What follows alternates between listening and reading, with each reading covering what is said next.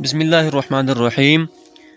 جیسا کہ آپ کو معلوم ہے کہ فیس بک آئی ڈی سے نبی پاک صلی اللہ علیہ وسلم کی شان میں گستاخی کی گئی ہے۔ ایک ملعون انسان نے، جس کا نام اس آئی ڈی پہ پشتون بنیری لکھا ہوا ہے، اس نے یہ حرکت کی ہے، جس نے کمنٹ میں حضور صلی اللہ علیہ وسلم کے بارے میں ناقابل برداشت الفاظ استعمال کیے ہیں۔ ایسے الفاظ ایک مسلمان کے ذہن میں تو دور سوچوں میں بھی نہیں آ سکتے۔ لوگ اس کمنٹ کو آگے پھیلا رہے ہیں۔ اس کمنٹ کو آگے پھیلانے کے بجائے اس کمنٹ کے ساتھ ساتھ اس ملعون شخص کو بھی اس دنیا سے مٹانا چاہیے، اور اس طرح مٹانا چاہیے کہ دنیا کو عبرت کا نشان بنے۔ لوگوں نے بھرپور احتجاج ریکارڈ کروائے، لیکن ابھی تک حکومتی کارروائی سامنے نہیں آئی۔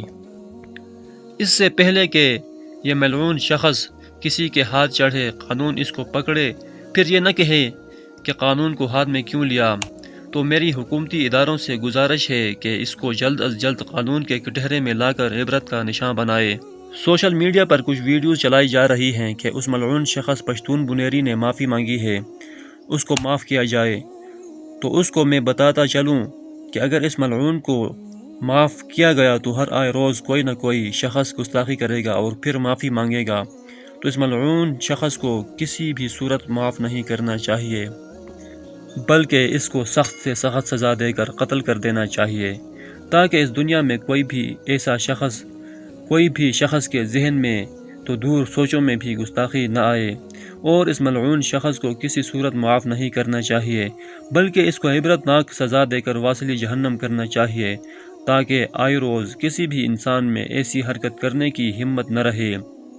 اور جو بھی سوشل میڈیا استعمال کر رہا ہے، اس سے گزارش ہے کہ وہ اپنی آواز اٹھائیں، ویڈیوز بنائیں اور اس ملعون کے خلاف پوسٹیں لگائیں، ایک ٹرینڈ چلائیں، تاکہ پوری دنیا کو پتہ چلے کہ حضور صلی اللہ علیہ وسلم کے ناموس پر جان قربان کرنے والے اور ناموسی رسالت کی حفاظت کرنے والے اس دنیا میں ابھی بھی موجود ہیں۔